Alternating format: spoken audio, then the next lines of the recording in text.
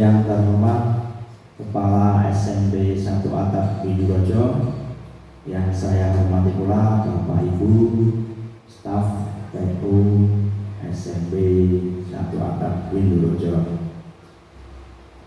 Pertama-tama marilah kita panjatkan puja dan puji syukur atas kehadiran Allah Subhanahu wa Ta'ala yang telah melimpahkan rahmat dan hidayahnya kepada kita semua sehingga bisa berkumpul di acara diseminasi budaya positif.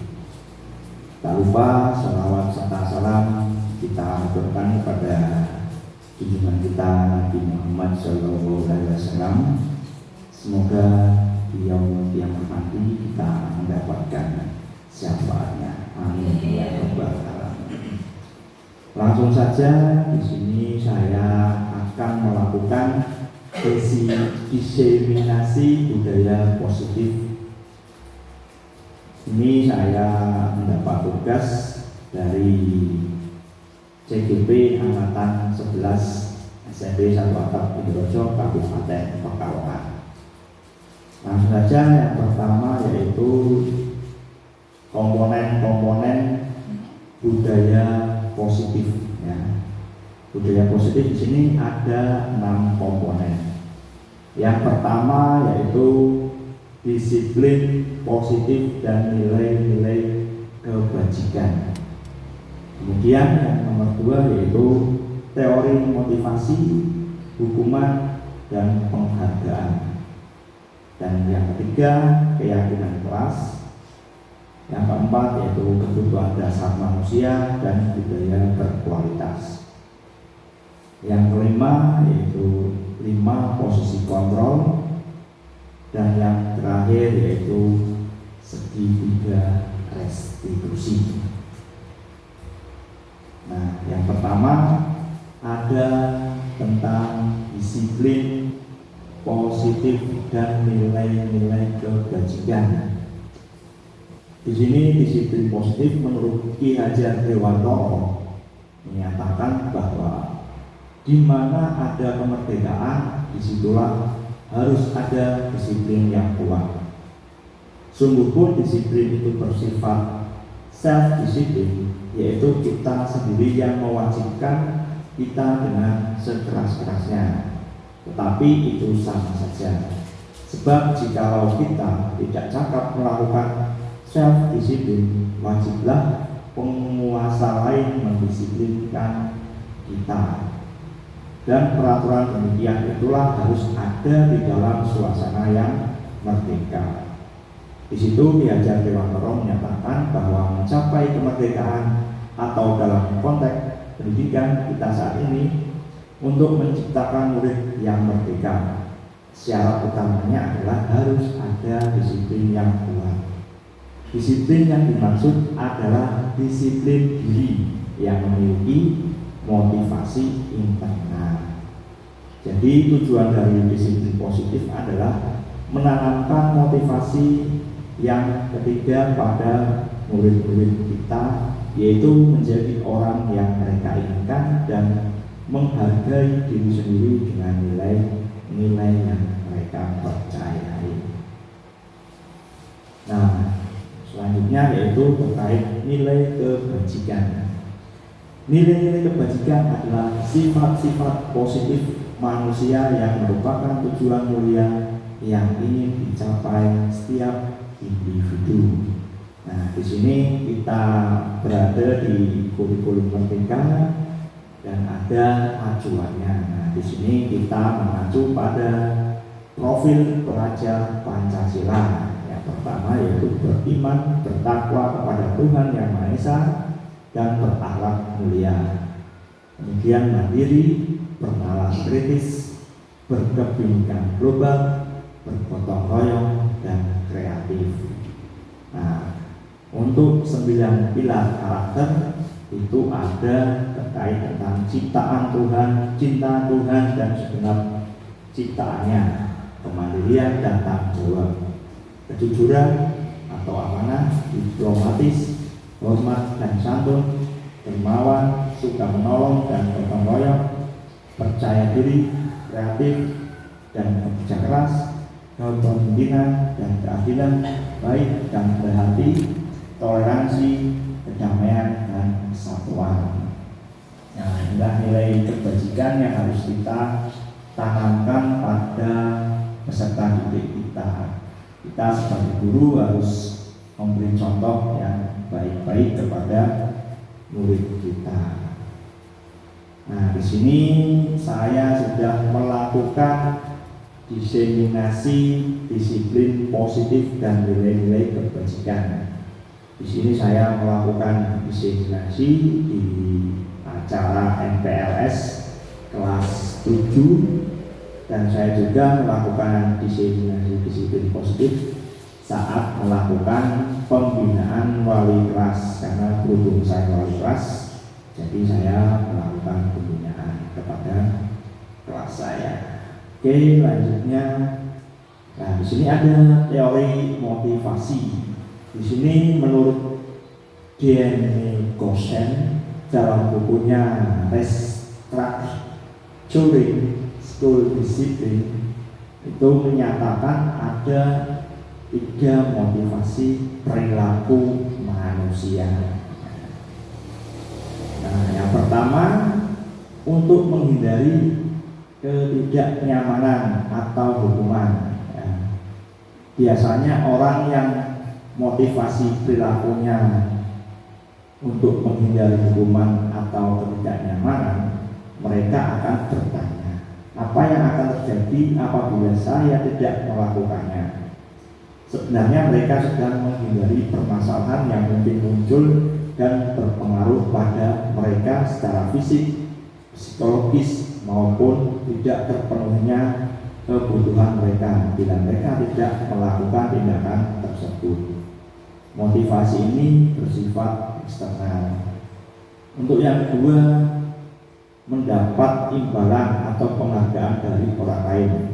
Satu tingkat di atas motivasi yang pertama tadi. Di sini orang yang berperilaku seperti itu ingin mendapat motivasi, ya. Dia bermotivasi ingin mendapatkan penghargaan dari orang lain, ya, misalnya hadiah atau semacamnya. Itu mereka akan selalu semangat untuk mendapatkan pujian dari orang lain. Kemudian yang ketiga yaitu untuk menjadi orang yang mereka inginkan dan menghargai diri sendiri dengan nilai-nilai yang mereka percaya. Orang dengan motivasi ini akan bertanya, akan menjadi orang seperti apa bila saya melakukannya. Mereka melakukan sesuatu karena nilai-nilai yang mereka yakini dan hargai.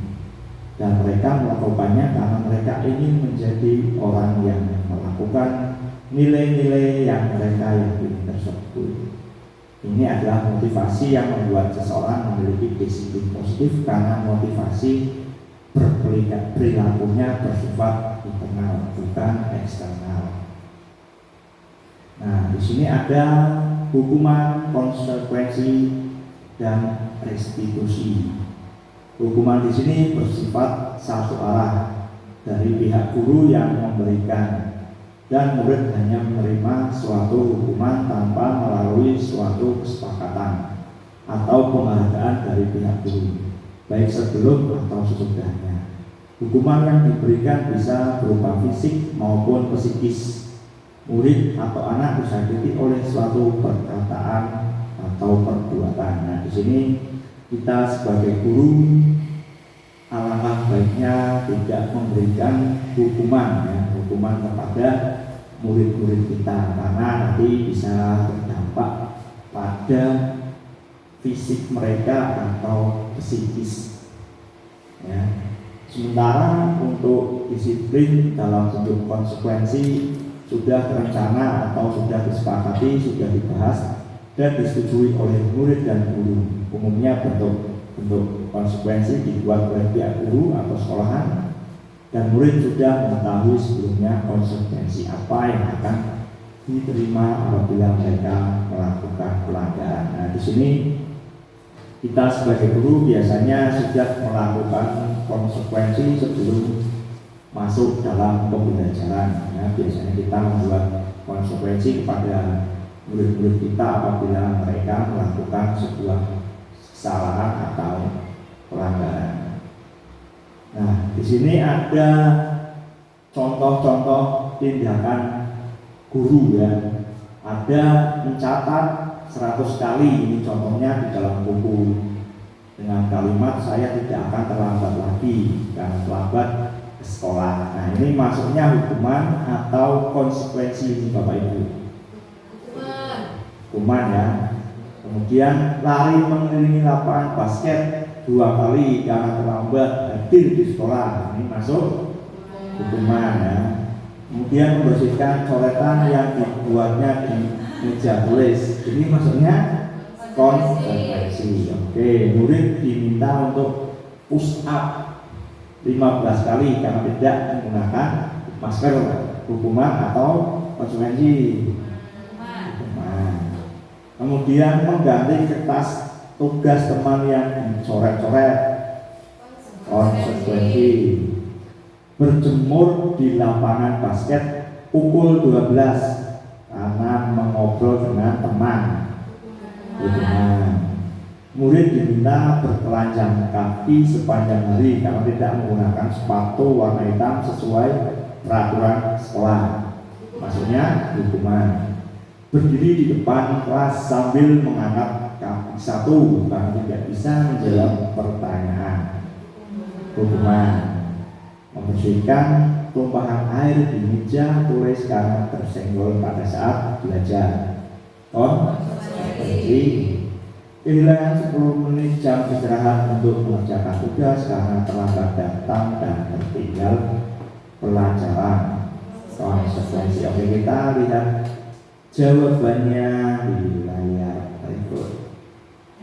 Nah, ini ya, ada hukuman, konsekuensi, hukuman, konsekuensi, hukuman. Nah, di sini kita baru sadar ya bahwa ternyata kita sering melakukan hukuman kepada siswa-siswi kita di sekolah. Misalnya ada anak yang mencatat, kemudian catatan yang ketinggalan, kita beri hukuman mereka dengan mencatat 100 kali, itu namanya hukuman. Kemudian ada juga yang melakukan kesalahan, mereka menumpahkan air di meja, kemudian kita menanyai mereka apakah mereka melakukan kesalahan, dan mereka tahu kalau itu salah, akhirnya mereka membersihkannya sendiri. Nah, itu maksudnya dengan konsekuensi. Oke, selanjutnya. Nah, di sini ada penghargaan. Penghargaan ini sebenarnya sangat dilematis ya.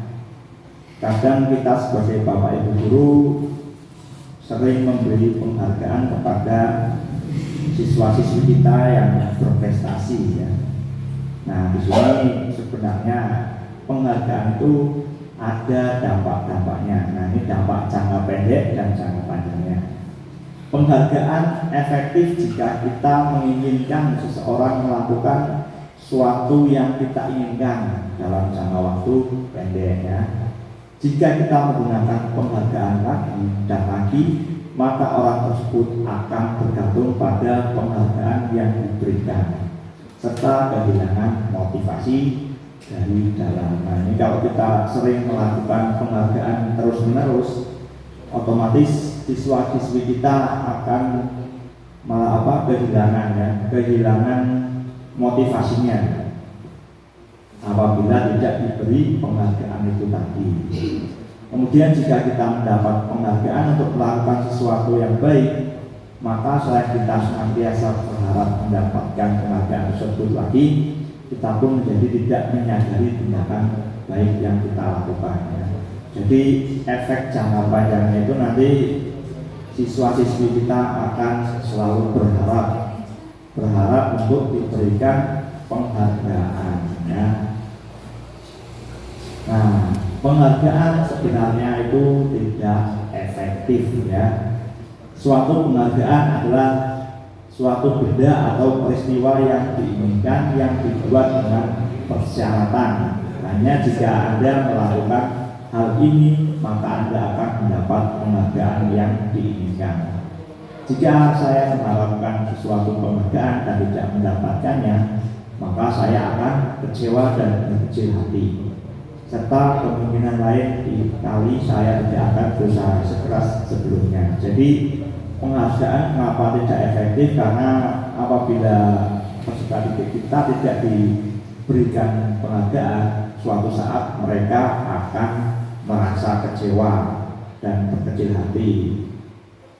Sebelumnya sudah berusaha keras tetapi tidak ada penghargaan, otomatis mereka akan kecewa dan tidak akan berusaha lagi ke depannya. Nah, di sini penghargaan juga bisa merusak hubungan ya. Ketika seseorang diberi penghargaan atau pujian di depan orang banyak, maka yang lain akan merasa iri dan sebagian dari mereka akan tidak menyukai orang yang diberikan penghargaan. Jika seorang guru sering memberi penghargaan kepada murid-muridnya, besar kemungkinan murid-muridnya termotivasi hanya untuk menyenangkan gurunya. Mereka tidak akan bersikap jujur kepada guru tersebut. Penghargaan menciptakan persaingan di dalam kelas dan persaingan menciptakan kecemasan. Nah, di sini kenapa penghargaan merusak hubungan? Karena otomatis akan terjadi istilah iri hati atau meri ya. Karena kenapa siswa tersebut diberikan penghargaan dan saya kok tidak? Nah, itu kenapa bisa merusak hubungan, karena terjadi iri tadi. Makanya kenapa penghargaan itu kurang efektif dan bisa merusak hubungan karena hal-hal tersebut tadi. Oke, kemudian penghargaan bisa mengurangi ketepatan. Menurut riset dalam sebuah percobaan, sekelompok anak laki-laki berusia sekitar 9 tahun diminta untuk melihat gambar-gambar wajah yang ditampilkan di layar. Dan mereka harus memberitahukan jika wajah-wajah tersebut sama atau berbeda. Gambar-gambar tersebut hampir sama. Beberapa dari mereka diberi penghargaan dalam bentuk uang. Pada saat mereka memberikan jawaban yang benar, sementara sebagian yang lain tidak. Alhasil anak laki-laki yang dibayar membuat lebih banyak kesalahan ya. Jadi kadang penghargaan itu kurang tepat karena saat ada sebuah pertanyaan yang tidak sesuai dengan jawabannya, kadang anak-anak yang mendapat penghargaan menjadi merasa kecewa. Nah, di sini penghargaan menurunkan kualitas. Pengamatan dilakukan pada sekelompok mahasiswa yang sedang bekerja praktik di sebuah surat kabar universitas. Saat itu mereka sedang belajar menuliskan sebuah artikel tentang sebuah judul berita utama. Seiring waktu mahasiswa tersebut semakin mampu bekerja dengan cepat. Jadi penghargaan bisa menurunkan kualitas karena kadang ada orang yang bekerja tetapi tidak sesuai dengan ekspektasi dari atasan. Yang kedua yaitu mematikan kreativitas. Penghargaan bisa mematikan kreativitas. Contohnya murid-murid diminta berpikir mengenai hadiah atau penghargaan yang bisa mereka dapatkan bila berhasil menulis sebuah puisi. Kreativitas kelompok-kelompok murid ini menjadi berkurang dibandingkan dengan yang tidak diberitahukan tentang hadiah yang bisa mereka terima. Penelitian menunjukkan bahwa pekerjaan seni atau sebuah penulisan cerita menjadi kurang kreatif bila dijanjikan sebuah hadiah atau penghargaan. Dalam tugas-tugas memecahkan masalah, para murid memakan waktu lebih lama dan memberikan jalan keluar kurang kreatif saat mereka dijanjikan suatu penghargaan. Di sini penghargaan bisa mematikan kreativitas karena biasanya siswa-siswi kita kreativitasnya kurang karena mereka fokus terhadap hadiah ya. Jadi mereka tidak saya ingin juara, tapi ternyata membuat kreativitas mereka malah mati ya. Sedangkan mereka yang tidak mengharapkan hadiah malah lebih kreatif. Nah, penghargaan juga bisa menghukum. Penghargaan menghukum mereka yang tidak mendapatkan penghargaan, misalnya dalam sistem ranking. Mereka yang mendapatkan ranking kedua akan merasa paling dihukum. Memberikan penghargaan dan hukuman adalah hal yang sama, karena keduanya mencoba mengendalikan perilaku seseorang. Karena orang pada dasarnya tidak suka dikendalikan. Dalam jangka waktu lama, penghargaan akan terlihat sebagai penghukum. Ya, contohnya saya sebagai pecinta olahraga sering mengadakan lomba ya. Nah, di dalam lomba itu ada sebuah final, dan final itu pasti akan menjadi lebih sakit apabila kalah di final ya. Yang menjadi juara mereka akan bangga, yang menjadi juara dua mereka sangat kecewa ya, dan tidak bisa menerima kekalahan. Itu contoh sebagai juara dua, itu saya alami sendiri tuh ya. Nah, ini kita ice breathing dulu sebentar biar pikiran dan badan kita segar, tidak ngantuk ya.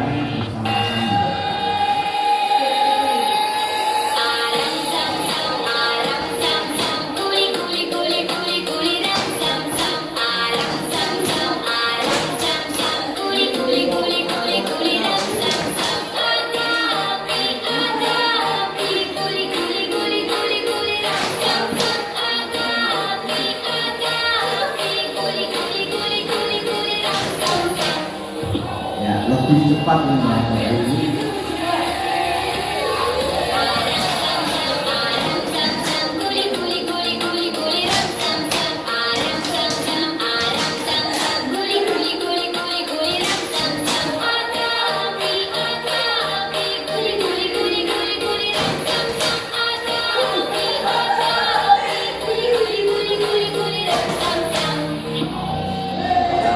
Makin cepat.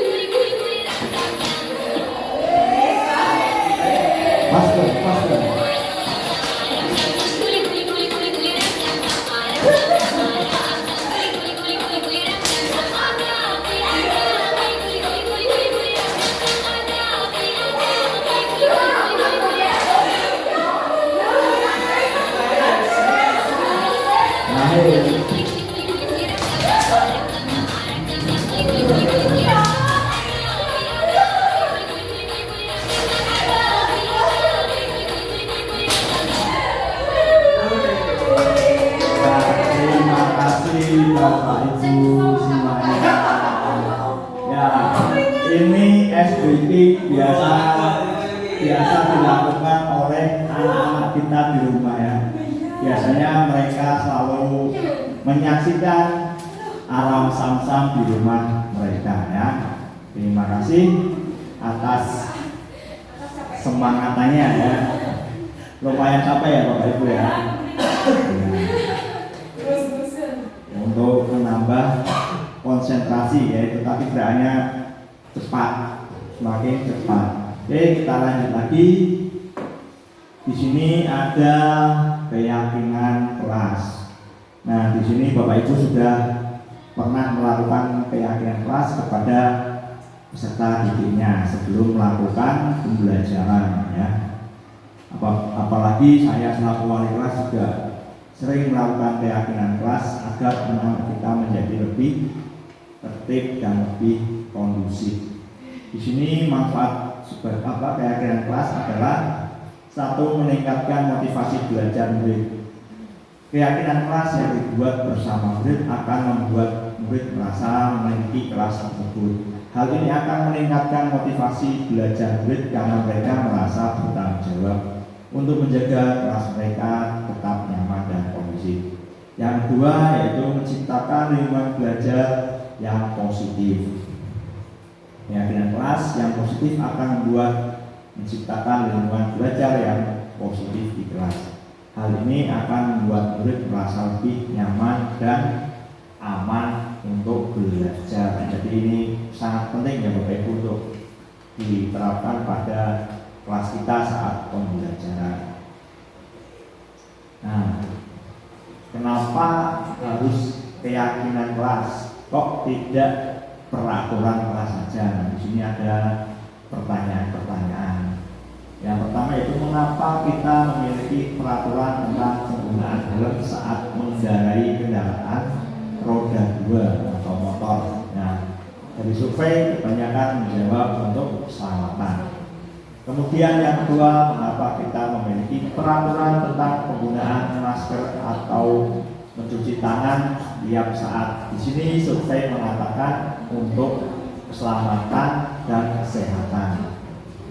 Nah, nilai-nilai keselamatan dan kesehatan ini yang disebut sebagai suatu keyakinan, ya, nilai-nilai kebajikan, prinsip-prinsip yang disepakati secara tersirat dan surat lepas dari latar belakang suku, negara, bahasa maupun agama.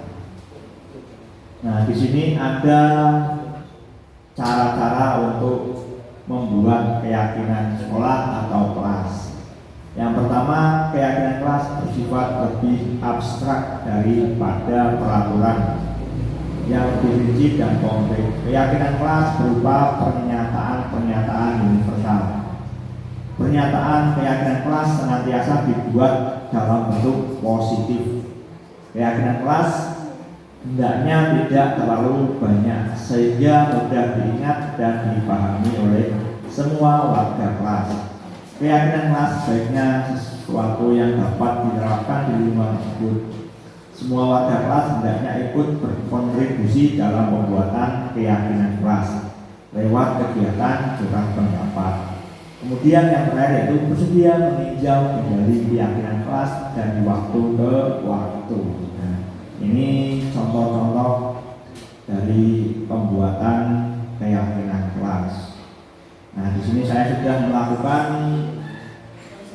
keyakinan kelas di kelas saya karena saya sebagai wali kelas, ya. Jadi kita berkolaborasi dengan murid-murid kita untuk membuat keyakinan kelas. Kalau bisa keyakinan kelas jangan terlalu banyak biar mudah diingat sama murid-murid kita. Nah, ini ada kebutuhan dasar manusia. Kebutuhan dasar manusia ada 5. Ya. Yang pertama yaitu kebutuhan bertahan hidup. Yang kedua yaitu kasih sayang dan rasa diterima. Kemudian ada penguasaan, ada juga kebebasan, dan yang terakhir yaitu kesenangan. Nah, di sini kebutuhan bertahan hidup yaitu kebutuhan bertahan segala sesuatu yang sangat penting untuk dipenuhi karena berkaitan dengan kelangsungan hidup seseorang. Kemudian yang kedua yaitu kebutuhan kasih sayang dan rasa diterima. Setiap manusia memerlukan kasih sayang dan rasa diterima dari orang-orang di sekitar. Kemudian ada kebutuhan akan kebebasan. Menurut William Glasser membedakan kebutuhan akan kebebasan menjadi 2 kategori, yaitu kebebasan dari rasa sakit dan kebebasan memilih. Kemudian yang keempat yaitu kebutuhan akan kesenangan. Kebutuhan akan kesenangan adalah segala sesuatu yang diperlukan untuk merasa bahagia. Di sekolah kebutuhan ini penting untuk dipenuhi agar tujuan pembelajaran bisa tercapai. Kemudian yang kelima yaitu kebutuhan akan kekuasaan. Kebutuhan akan kekuasaan berkaitan dengan harga diri anak murid.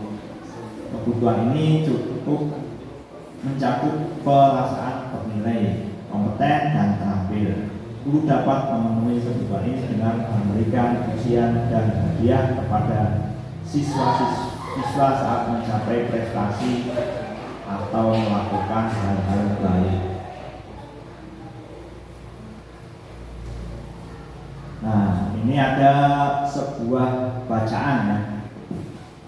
Tahun ini Dimas genap usia 17 tahun. Ia senang sekali ketika ayahnya mulai mengajarkan cara menyetir mobil. Setiap akhir pekan ia berlatih menyetir. Ia terlihat senang sekali berlatih sampai akhirnya ia bisa menyetir mobil dengan baik dan lancar. Ketika ibunya bertanya kepada Dimas apa yang membuat dia ingin bisa menyetir mobil, ketika jawaban Dimas adalah seperti ini, kebutuhan apa yang ingin dia penuhi? Ya, yang pertama, aku merasa bangga dan keren, itu masuk ke kesenangan ya. Biar bisa jalan-jalan naik mobil sama teman-temanku, nah itu masuk dengan kesenangan. Yang ketiga itu aku senang bisa pergi ke tempat-tempat yang aku suka, itu maksudnya kebebasan ya. Menyetir mobil itu seru, nah, itu masuk ke kesenangan. Ya, ini ada 5 posisi kontrol. Nah, yang pertama itu penghukum, membuat merasa bersalah, menjadi teman, pemantau, manajer. Nah, kita sebagai guru kita berada di mana ya? Kalau saya seringnya berada di teman. Ya, saya ya, karena saya orang lapangan, biasanya saya menjadi teman bagi anak-anak. Ternyata menjadi teman itu posisi yang belum baik. Nah, ini nanti kita akan lihat posisi di mana kita sebenarnya. Nah, yang pertama yaitu posisi penghukum. Seorang penghukum bisa menggunakan hukuman fisik maupun verbal. Orang-orang yang menjalankan posisi penghukum senantiasa mengatakan bahwa sekolah memerlukan sistem atau alat yang lebih menekan murid-murid lebih dalam lagi. Guru-guru yang menerapkan posisi penghukum akan berkata, patuhi aturan saya atau awas kamu selalu saja salah, selalu pasti, selalu yang terakhir selesai. Nah, ini posisi penghukum. Kemudian posisi pembuat merasa bersalah. Dalam posisi ini biasanya guru akan bersuara lebih lembut. Pembuat merasa bersalah akan menggunakan keheningan yang membuat orang lain merasa tidak nyaman, bersalah atau rendah diri. Kata-kata yang keluar dengan lembut akan seperti ini. Ibu sangat kecewa sekali dengan kamu. Berapa kali Bapak harus memberitahu kamu? Nah, itu contoh kata-kata pembuat merasa bersalah. Nah, di sini posisi sebagai teman. Guru pada posisi ini tidak akan menyakiti murid, namun akan tetap berupaya mengontrol murid melalui persuasi. Posisi teman pada guru bisa dianggap negatif ataupun positif. Positif di sini berupa hubungan yang baik antara guru dan murid. Nah, di sini ada dilemanya kalau kita memposisikan kita sebagai teman, karena nanti anak menganggap kita sebagai teman dan kurang menghargai kita sebagai guru. Kemudian ada posisi pemantau. Memantau berarti mengawasi. Pada saat kita mengawasi, kita bertanggung jawab atas perilaku orang-orang yang kita awasi. Posisi pemantau berdasarkan pada peraturan-peraturan dan konsekuensi. Dengan menggunakan sanksi atau konsekuensi, kita dapat memisahkan hubungan pribadi kita dengan murid sebagai seorang yang menjalankan posisi pemantau. Biasanya posisi pemantau akan selalu bertanya, peraturannya apa yang telah kamu lakukan, sanksi atau konsekuensi apa ya. Itu contoh-contoh pertanyaan dari posisi pemantau. Nah, ini posisi manajer ya. Ternyata posisi manajer inilah posisi yang paling efektif. Ya, posisi paling efektif itu yaitu manajer. Manajer adalah posisi di mana guru berbuat sesuatu bersama dengan murid, mempersilahkan murid mempertanggungjawabkan perilakunya, mendukung murid agar dapat menemukan solusi atas permasalahannya sendiri. Biasanya seorang manajer akan berkata, apa yang kita yakini. Apakah kamu meyakininya? Jika kamu meyakininya, apakah kamu bersedia memperbaikinya? Jika kamu memperbaiki ini, hal ini menunjukkan apa tentang dirimu? Apa rencana kamu untuk memperbaiki hal ini? Tugas seorang manajer bukan untuk mengatur perilaku seseorang. Ya. Inilah posisi yang sangat baik untuk kita sebagai guru di sekolah. Nah, ini ada tentang segitiga restitusi. Ya. Restitusi adalah proses menciptakan kondisi bagi murid untuk memperbaiki kesalahan mereka, sehingga mereka bisa kembali pada kelompok mereka dengan karakter yang lebih kuat. Ini menurut Gosen. Ya. Melalui pendekatan restitusi, ketika murid berbuat salah, guru akan menanggapi dengan mengajak murid berefleksi tentang apa yang dapat mereka lakukan untuk memperbaiki kesalahan mereka sehingga mereka menjadi pribadi yang lebih baik dan menghargainya. Nah, di sini kita sebagai guru sebenarnya sudah pernah melakukan restitusi, tetapi kita belum tahu ternyata restitusi itu seperti apa. Ya, ternyata restitusi itu ada langkah-langkahnya. Ya. Yang pertama yaitu segitiga restitusi ada 3 langkah. Ya, langkah yang pertama yaitu menstabilkan identitas. Ya. Yang kedua yaitu validasi tindakan yang salah. Yang ketiga yaitu menanyakan keyakinan. Nah, di sini ada sebuah contoh segitiga restitusi yang sudah pernah saya lakukan terhadap siswa saya yang melanggar tata krama ya, kurang sopan ya.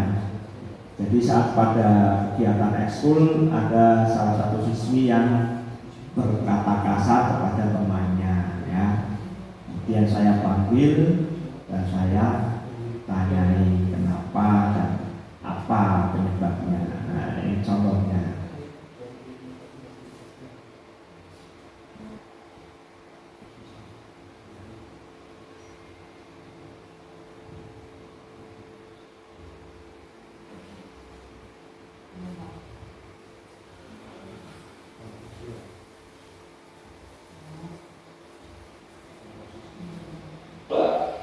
Panggil sini itu kenapa?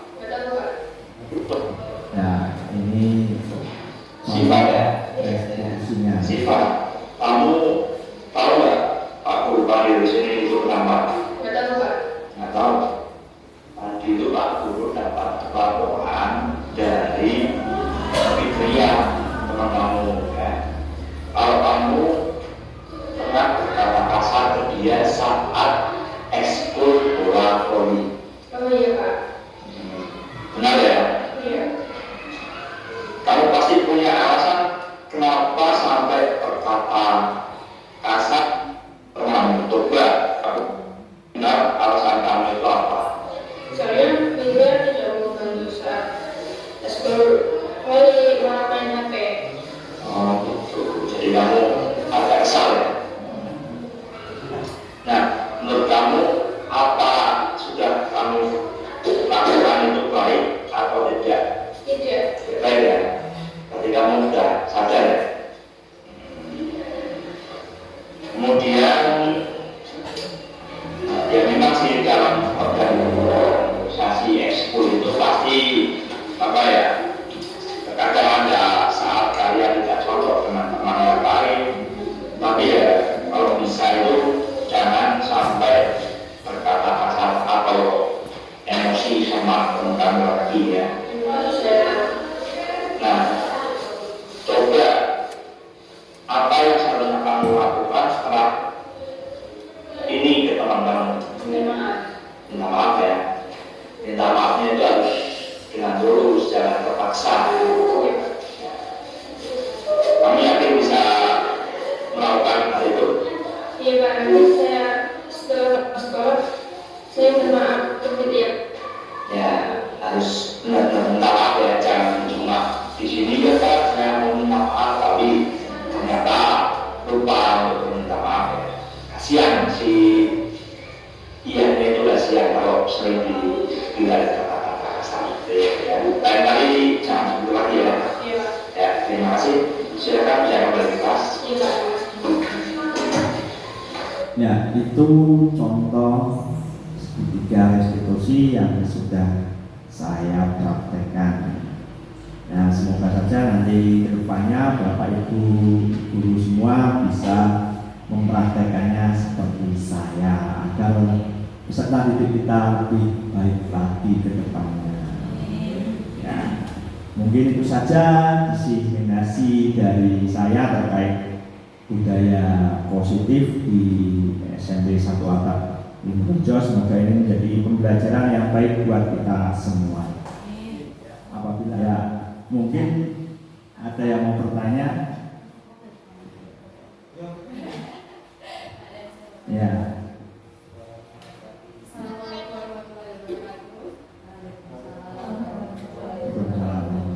Tadi kan sudah ditanyakan bahwa penghargaan itu ada beberapa efek negatifnya ya Pak ya. Iya. Terus saya cuma mau tanya bagaimana cara agar anak-anak itu termotivasi tanpa adanya penghargaan. Padahal kan seringnya tanpa sadar saya sendiri kayak ngasih, oh kalau kamu bisa menjawab ini kamu dapat poin segini, seperti itu. Itu padahal untuk memotivasi siswa juga ya Pak ya. Nah, gimana cara memotivasi anak tanpa memberi penghargaan seperti itu? Ya. Terima kasih atas pertanyaan. Pertanyaannya sangat super ini ya.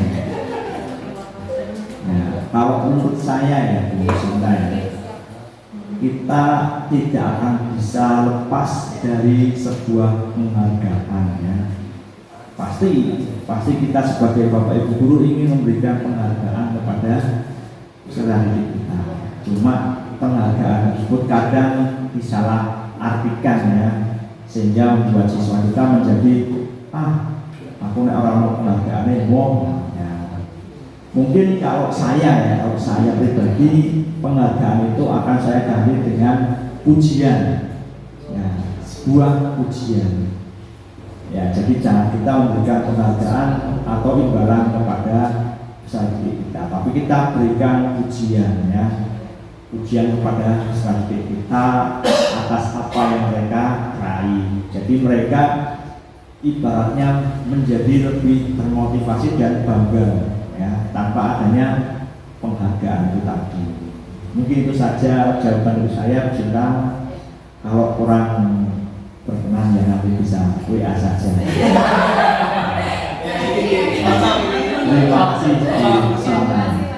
ya, alhamdulillah. Cukup, kalau tidak ada lagi kita tutup acara ini dengan bacaan hamdalah. Apabila ada kesalahan dan tutur kata yang kurang berkenan di hati Bapak Ibu guru, saya minta maaf. Wabillahi taufiq wal hidayah. Wassalamualaikum warahmatullahi wabarakatuh.